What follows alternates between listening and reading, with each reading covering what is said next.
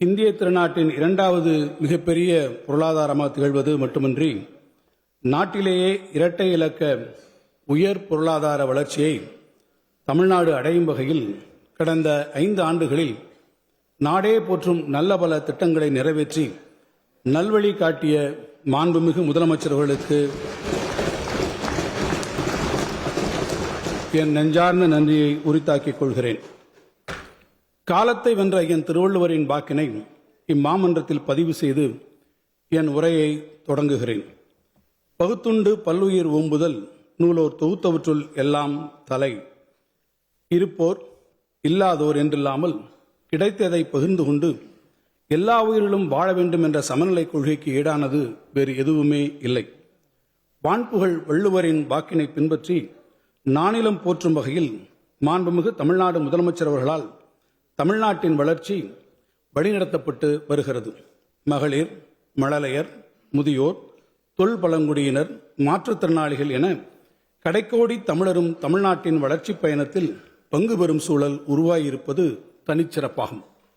ஏற்றுமதியை பெருக்கி பணவீக்கத்தை குறைத்து உயர் பொருளாதார வளர்ச்சியை அடைந்திட்ட அதே வேளையில் தமிழ்நாட்டில் வறுமையை ஒழிக்கும் இறுதிப் போரையும் நாம் தொடங்கியிருக்கின்றோம்.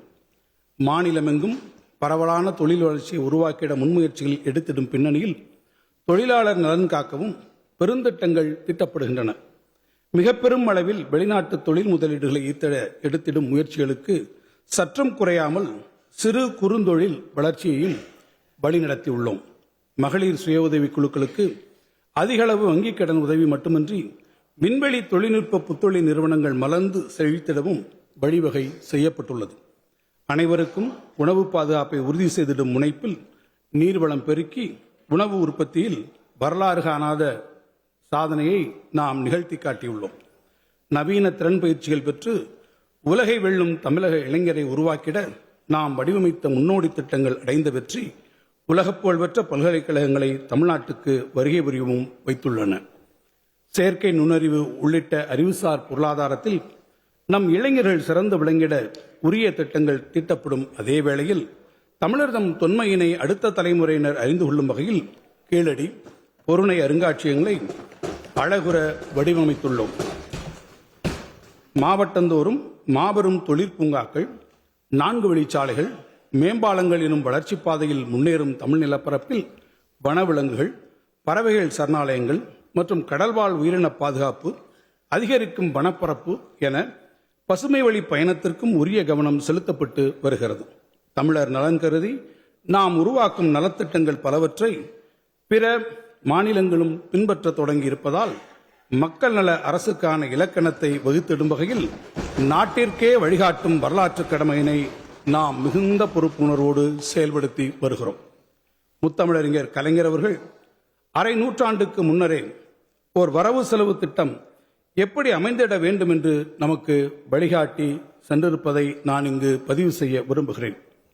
தீட்டப்பட்ட திட்டம் ஒன்றிற்கு தேவையான நிதி வாயில்களை எந்த வழியில் திரட்ட முடியும் என்பதில்தான் கவனம் செலுத்த வேண்டுமே தவிர வேண்டிய நிதி வசதிகள் தற்போது காணப்படவில்லை என்பதால் திட்டச் செலவையும் வளர்ச்சி விரைவையும் குறைப்பது முறையாகாது. ஆக்கப்பணிகளை நிறைவேற்றும் வேகம் சிறிதும் குன்றாத திட்டமிட்ட வளர்ச்சிக்கு நம்முடைய வரவு செலவு திட்டம் ஒரு கருவியாக இருக்க வேண்டும். கடந்த 1971-72 ஆண்டிற்கான வரவு செலவு திட்ட அறிக்கையில் இடம்பெற்றிருந்த முத்தமிழறிஞரின் கலைஞரின் அறிவுரையினை நாம் வலுவாது பின்பற்றி வருவதால் தான் இன்று பல்வேறு துறைகளில் நாட்டிலேயே பெரு வளர்ச்சி பெற்று தமிழ்நாடு முதன்மை மாநிலமாக திகழ்ந்து கொண்டிருக்கிறது. ஒன்றிய அரசின் மாற்றாந்தாய் மனப்பான்மை ஒருபுறம், உலக வர்த்தக சூழலில் காணப்படும் ஏற்றத்தாழ்வுகள் மறுபுறம் என சவால்கள் பலவற்றை சந்தித்து வந்த போதிலும் நம் முன்னோர் வகுத்து தந்த சமூக நீதி பாதையில் வலுவாது பயணித்திட நம்மை தொடர்ந்து வழிநடத்துவது பேரறிஞர் பெருந்தகை அண்ணா மற்றும் முத்தமிழறிஞர் கலைஞர் ஆகியோரின் தொலைநோக்கு பார்வைதான். தமிழ்மொழி வளர்ச்சி முக்கடல் சங்கமிக்கும் குமரிமுனையில் முத்தமிழறிஞர் கலைஞர் அவர்களால் வான்புகழ் வள்ளுவருக்கு அமைக்கப்பட்ட திருவுருவச் சிலைக்கு பேரறிவு சிலை என பெயரிட்டு அறிவித்தவர் நமது மாண்புமிகு தமிழ்நாடு முதலமைச்சர் அவர்கள். உலக பொதுமறையாம் திருக்குறளை உலகெங்கும் கொண்டு சேர்க்கும் இலக்குடன் ஐக்கிய நாடுகள் அவையினால் அங்கீகரிக்கப்பட்ட அனைத்து அலுவல் மொழிகளிலும் மொழிபெயர்ப்பு செய்திடும் பணிகள் நடைபெற்று வருகின்றன. மனோன்மணியம் சுந்தரனார் இயற்றிய நம் உயிருக்கு நிகரான தமிழ்த்தாய் வாழ்த்தை தமிழ்நாட்டின் மாநில பாடலாக இந்த அரசு அறிவித்துள்ளது. தமிழ் மொழியின் பல்துறை வளங்களை செழிக்கச் செய்வதற்கான தொலைநோக்கு திட்டங்களை இந்த அரசு நிறைவேற்றி வருகிறது. பிறமொழி ஆதிக்கங்களில் இருந்து தமிழை காத்தல் மற்றும் செழுமையான தமிழ் படைப்புகளை தொடர்ந்து உருவாக்குதல் ஆகிய பணிகளை பெரும் முனைப்போடு இந்த அரசு மேற்கொண்டு வருகிறது. பிறமொழி திணிப்பால் தமிழுக்கு வந்த இடரினை எதிர்த்து போராடி தங்கள் இன்னுயிர் இந்த மொழித்தீரர்களின் தியாகத்தை போற்றும் வண்ணம் ஜனவரி திங்கள் 25ஆம் நாளை தமிழ்மொழி தியாகிகள் நாளாக இந்த அரசு கடைபிடித்திட ஆணையிட்டுள்ளது. பிறநாட்டு நல்லறிஞர் சாத்திரங்களை தமிழில் மொழிபெயர்த்தல் போன்றே தமிழில் வெளியான சிறந்த நூல்களை ஆங்கிலம் முதலான அயல்மொழிகளில் மொழிபெயர்த்து வெளியிடும் முயற்சியான திசைதோறும் திராவிடம் திட்டத்தின் கீழ் இதுவரை 74 நூல்கள் வெளியிடப்பட்டுள்ளன. மருத்துவம், பொறியியல் முதலான கல்விசார் அறிவூட்டும் நூல்களை தமிழில் மொழிபெயர்த்து வெளியிடும் முத்தமிழறிஞர் மொழிபெயர்ப்பு திட்டத்தின் கீழ் 160 நூல்கள் வெளியிடப்பட்டுள்ளன. பெரியாரின் சிந்தனைகளை அயல்மொழிகளில் வெளியிடும் முயற்சியில் இதுவரை ஆங்கிலம், பிரெஞ்சு, அரபு, இந்தி, குஜராத்தி முதலான 21 மொழிகளில் பல்வேறு நூல்கள் வெளியிடப்பட்டுள்ளன.